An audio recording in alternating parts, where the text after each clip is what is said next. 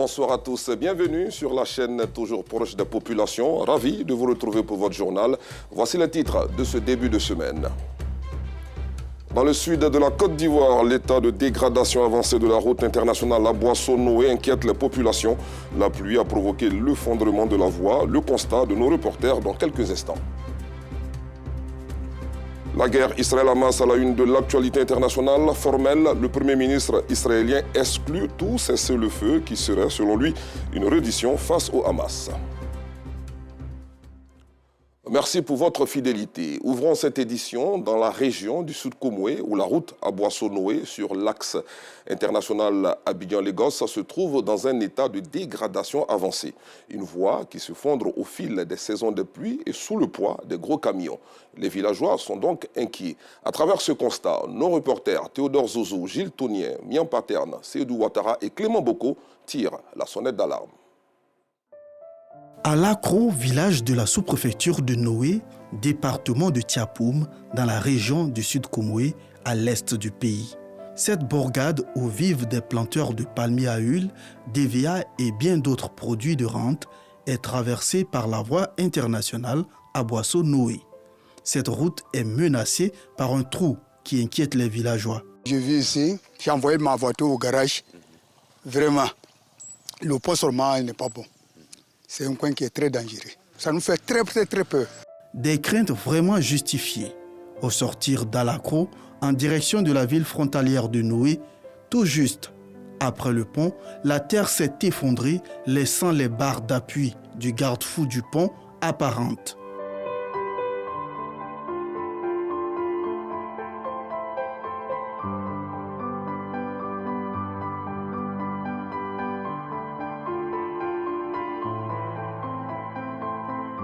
Pour éviter toute chute dans le grand ravin, les populations du village ont placé des panneaux de signalisation. Nous avons mis des panneaux de signalisation pour signaler les usagers à ce qu'ils ne tombent pas dans une embuscade de tel genre parce que la terre s'est effondrée jusqu'à toucher les fers de sécurité. Voilà pourquoi on a mis les panneaux danger de mort pour signaler à ce qu'ils n'ont qu'à serrer sur l'autre voie. À cause des poids lourds, parce qu'ils prennent des poids qui sont énormes. Le béton du pont est aujourd'hui dénudé à cet endroit. Et le fossé s'agrandit au fur et à mesure en cette période où la pluviométrie n'est pas maîtrisée du fait du changement climatique. Le trou là, c'est l'érosion qu'il a créé. C'est l'eau du caniveau qui sort où il y a les palmiers qui est là. Donc un peu, donc, ça s'est beaucoup aggravé. Cette année, avec les fortes pluies, vraiment, ça fait que la terre s'est effondrée jusqu'à où il y a les fers de sécurité là. En tout cas, nous, les villageois, nous avons peur parce que vraiment, les enfants, avec la curiosité, peuvent essayer de regarder dans les trous. Or, ça est en bordure de la route, donc c'est un danger pour tous les riverains et pour nous, les habitants d'Alakro. Ici, sur cette voie, pas une minute sans qu'un camion poids lourd, un car ou une voiture ne passe. Je suis chauffeur de gros camions, je charge savon Kabakourou. Moi, je passe ici, je fais même les dépassements. Je ne sais pas qu'il y a trou ici. Souvent, on filme, s'il y a trou, ils n'ont qu'à réparer. Ça va éviter les accidents. Cette route est également empruntée régulièrement par les piétons. Quand on passe sur ce pont, on a peur. Ça nous fait peur. Parce qu'il y a là un grand trou. Vraiment, quand tu regardes là, tu es découragé. Ça fait tourner les yeux. On ne peut même pas regarder même. Les gros camions passent. La route est coincée, on ne sait pas comment on va faire. Donc, on demande qu'on vienne faire pour nous. Le tronçon international à Boisseau-Noé est le principal moyen d'accès au Ghana, pays voisin. Remédier à ce problème le plus rapidement possible s'avère urgent, nécessaire pour éviter le pire et continuer les échanges économiques et sociaux avec le Ghana.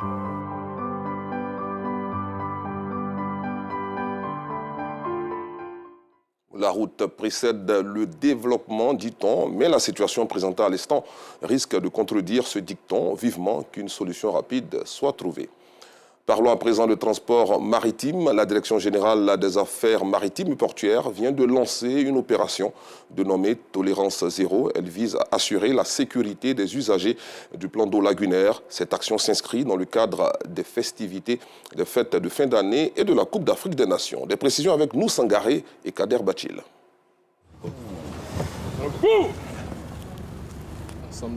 La base à l'Assemblée. À vous, monsieur le directeur. Repos, madame, repos. Garde côtière de Trècheville. Ce matin, le directeur de la police maritime, le commandant Sankwadjo Maurice et ses hommes doivent mener une opération de contrôle sur le plan d'eau lagunaire. Le but de cette opération dénommée Tolérance Zéro, amener les responsables des pinasses et bateaux à se conformer aux règles du transport maritime. Mesdames, Messieurs, bonjour. C'est toujours dans le cadre de la sensibilisation et on est là pour vous expliquer certains détails. Parfois, ça retarde un peu les voyages, mais c'est important puisque il y va de vos vies. Voilà. On a décidé qu'il n'y ait pas de surcharge dans les pinasses et que le nombre de gilets soit équivalent au nombre de passagers pris. Il faudrait qu'on vous explique pour que vous compreniez que c'est dans votre propre intérêt que nous faisons ce boulot-là. C'est vrai que quand il y a un problème, on essaie de situer les responsabilités. Mais avant même de pouvoir situer les responsabilités, il faudrait qu'on vous sensibilise, que vous compreniez pourquoi parfois nous serons à bord. Et puis vous-même, soyez les gardiens de votre propre sécurité. Si vous voyez que c'est en train de virer au vinaigre et que ce qu'ils sont en train de faire de surplus, vous pouvez leur dire attention. Le dispositif de sécurité doit être mis en place avant le départ des engins. Les contrevenants aux règles en vigueur s'exposent à la rigueur de la loi. Quand on fait le contrôle, celui qui est en infraction, on immobilise son moteur, on enlève son moteur, on immobilise son embarcation, on lui demande de se conformer à tout ce qu'on lui a donné comme prescription avant de reprendre la navigation. Et ça, je crois que c'est dans le bonheur de tout ce qu'on le fait. Pour cette première journée, une dizaine de moteurs de pinasses ont été saisis, suspendant ainsi l'activité de plusieurs personnes sur le plan d'eau lagunaire. Des actions soutenues par les voyageurs. C'est un constat, c'est flagrant, surtout avec les pinasses, il n'y a aucune organisation. Voilà, mais comme le ticket, la traversée est moins chère, nous sommes obligés de faire avec. Si aujourd'hui les autorités décident de mettre un peu d'ordre au niveau des pinasses, en tout cas, c'est très bienvenu. Je pense que c'est une très bonne initiative parce que c'est notre sécurité qui y va. J'espère qu'ils vont continuer pour notre propre sécurité. À l'initiative de cette opération, la Direction générale des affaires maritimes et portuaires. Nous tendons vers les festivités de fin d'année, nous tendons aussi vers la CAN et les mesures qui ont été arrêtées, nous voudrons nous assurer que ces mesures sont appliquées par les pinassiers. Il s'agit de s'assurer que si vous deviez transporter 50 personnes, vous avez non seulement ces 50 personnes à bord, mais vous avez 50 gilets, vous avez l'extincteur à bord, vous avez tout ce qu'il faut à bord pour, en cas de cas, véritablement, ne serait-ce que les premiers besoins, le faire, les secourir. L'opération va se poursuivre pour le bonheur des populations. Continuons ce journal avec cette information qui, à coup sûr, vous mettra l'eau à la bouche. Le centre commercial de l'abattoir de Port-Bouët est l'un des points réputés pour la viande de choukouya ou la rôtisserie à l'ivoirienne. Les week-ends, cet espace gastronomique est pris d'assaut par de nombreux visiteurs. Les braiseurs qui y sont installés leur proposent une diversité de viandes rôties. Nous, Sangaré et Kader Batil, y ont fait un tour. Voici leur appétissant compte-rendu. Bienvenue au centre commercial de l'abattoir de Port-Bouët, un centre dédié à la gastronomie à base de viande. Ici, on y trouve une dizaine de braiseurs proposant une diversité de viandes rôties, communément appelées choukouya.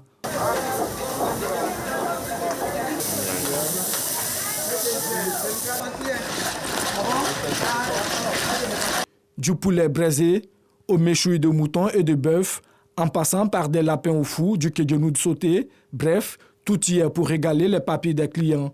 Il y a des langues aussi, bien assaisonnées. Il y a des chumbala, l'ail, etc. Il y a beaucoup de légumes composés, quoi. Et les gens apprécient. Et bon, les clientèles ne se plaignent pas. Ça commence à 1000 francs, 2000, 3000, 4000, jusqu'à 5000, jusqu'à 80 000. Monsieur entier, il y a pour 80 000, il y a pour 100 000, il y a pour 90 000, il y a pour 60 000. Maintenant, les morceaux que tu vois, bon, il y a pour 1000 francs, pour 2000, il y a pour 3000, il y a pour 4000. Ça dépend des clients qui viennent.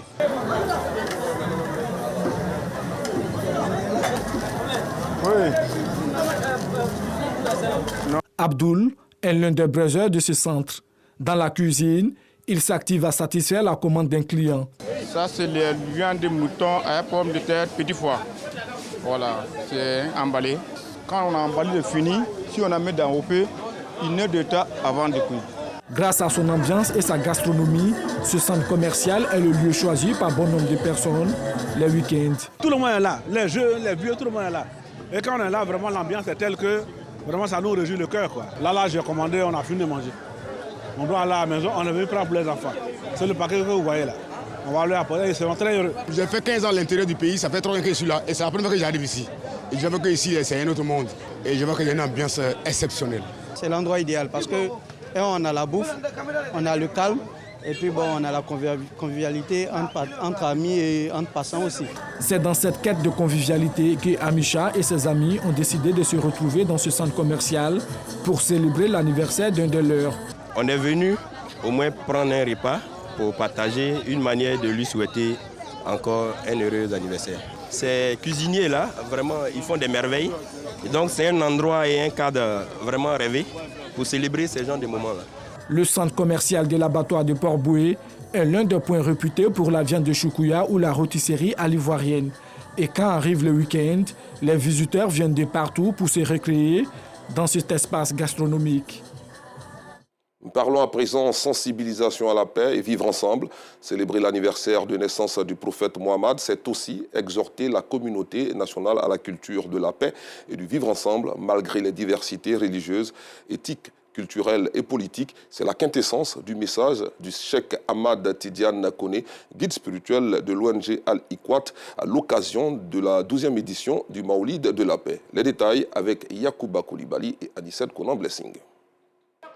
Commémorer l'anniversaire de la naissance du prophète Muhammad, c'est aussi exhorter la communauté nationale à la culture de la paix et au vivre ensemble. Et cela n'entache en rien la diversité religieuse, éthique, culturelle et politique. C'est la quintessence du message du Cheikh Ahmad Tidiane Koné, guide spirituel de l'ONG Al-Ikwat, à l'occasion de la 12e édition du Maoulid de la paix. Le saint prophète Mohammed sallallahu alayhi wa sallam, il a été envoyé comme miséricorde pour toute l'humanité. Dans sa miséricorde, lui-même, il a été un homme qui a adopté le vivre ensemble, qui a appliqué le vivre ensemble. Il a été un acteur de paix, un acteur de la cohésion sociale. Dieu est en lui-même paix et Dieu a rendu le vivre ensemble obligatoire. Les fidèles musulmans étaient au rendez-vous. Dans la vie maintenant, c'est la paix et puis vivre ensemble qui apporte le bonheur dans la société. Je dis aux femmes de se soumettre à leur mari. Que tu sois guide religieux, que tu sois homme politique, que tu sois un particulier, que tu sois un enfant, que tu sois un homme ou une femme, tous nous devons œuvrer pour avoir vraiment une paix et une paix durable en Côte d'Ivoire et partout dans le monde. C'est une initiative à encourager, car le monde aujourd'hui a besoin de paix, de stabilité. La célébration du Maoulid, plus qu'un moment spirituel, est devenue une occasion d'inciter à la cohabitation pacifique. Fermant le chapitre religion de cette édition à Cocody, Engré 8e tranche, où les responsables de la Fondation évangélique Victoire ont organisé une conférence sur l'entrepreneuriat en vue de susciter des entrepreneurs capables de porter la vision de l'Église, celle d'aller dans toutes les nations et de faire des disciples. Ce panel a eu lieu au siège de la dite fondation. Clément Bocco. Le rassemblement de ce jour n'est pas un culte, bien qu'étant à l'Église, mais plutôt une conférence sur l'entrepreneuriat. Pour ce faire, un conférencier et auteur d'ouvrages sur l'entrepreneuriat a entretenu l'Assemblée sur les opportunités d'investissement qu'offre la Côte d'Ivoire. Ici en Côte d'Ivoire, les banques n'accompagnent pas les porteurs de projets. Mais quand vous avez un projet pertinent, vous pouvez convaincre des gens qui vont souscrire dans le capital. Aujourd'hui, c'est ce qui se fait, les gens se mettent ensemble. Un tel envoie l'idée, le projet, un tel envoie le capital, un tel envoie le local. Et on forme une société. Donc celui qui n'a rien là, il peut être entrepreneur. Pour les participants, c'est une aubaine pour la jeunesse qui devrait s'intéresser davantage à ce genre d'initiative. Au sorti de cette conférence, j'ai compris que l'entrepreneur est celui qui éventuellement a une vision qui essaie du mieux qu'il peut de pouvoir éventuellement mettre en œuvre avec la volonté, la détermination, mais surtout la passion.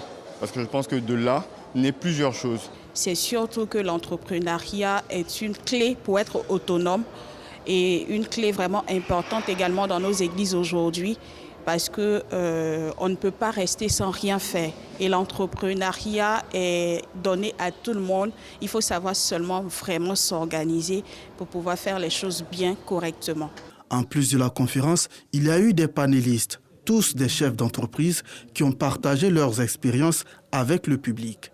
Pour les organisateurs, les enjeux sont clairs. J'exhorte tout un chacun de nous à ne pas seulement prier, mais à entreprendre, à travailler pour pouvoir subvenir à ses besoins. Et je crois qu'avec ce panel, je crois qu'il n'y aura plus d'indigents dans les églises. Mais dans les églises, il y aura des gens qui seront à même de travailler, entreprendre pour servir Dieu avec leurs biens, comme la parole de Dieu le dit.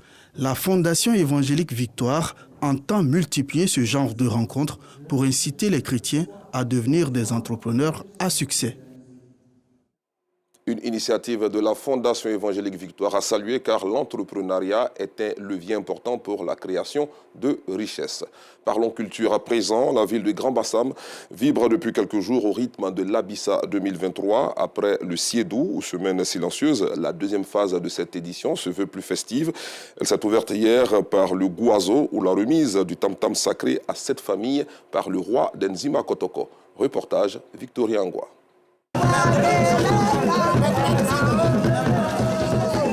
La phase festive et bruyante de l'Abissa, ouverte ce dimanche 29 octobre 2023 au Palais Royal, au quartier France à Grand-Bassam. La reine mère Ngetiaba II esquisse les pas de l'Abissa. Première autorité à danser l'Abissa pour traduire le fait que le Dongolais a été remis à une femme Mvavili.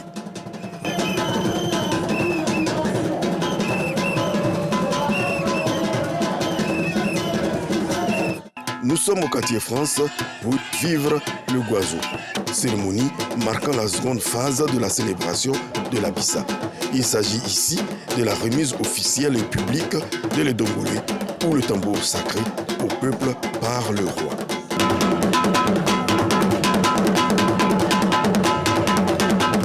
La famille dépositaire de l'Abissa, les Mvavili, est venue informer et confier la danse qui lui a été révélée à Sa Majesté. Celui-ci, après accord et croyant aux vertus de la danse à lui confier, va remettre à son tour le Dongolé aux 7 familles qui forment le peuple Nzima. Pendant une semaine, tous danseront l'Abissa avec enthousiasme dans la fraternité, ici sur la place réservée pour la circonstance.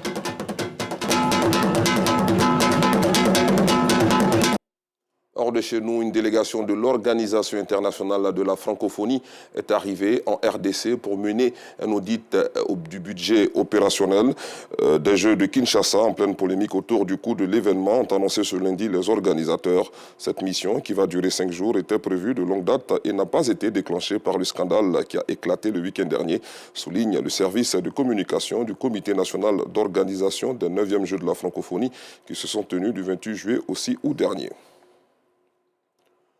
Comme annoncé en titre dans l'actualité internationale également, le Premier ministre israélien a affirmé ce lundi que l'État hébreu n'envisageait pas de cessez-le-feu à Gaza, pilonné depuis plus de 3 semaines. Les appels à un cessez-le-feu sont des appels à Israël à se rendre face au Hamas. Cela ne se produira pas, a déclaré Benjamin Netanyahou lors d'une conférence de presse à Tel Aviv, exhortant la communauté internationale à se joindre à son pays pour exiger la libération immédiate et sans condition des otages retenus dans l'enclave palestinienne. Fin de cette édition, merci de l'avoir suivi. Excellente soirée sur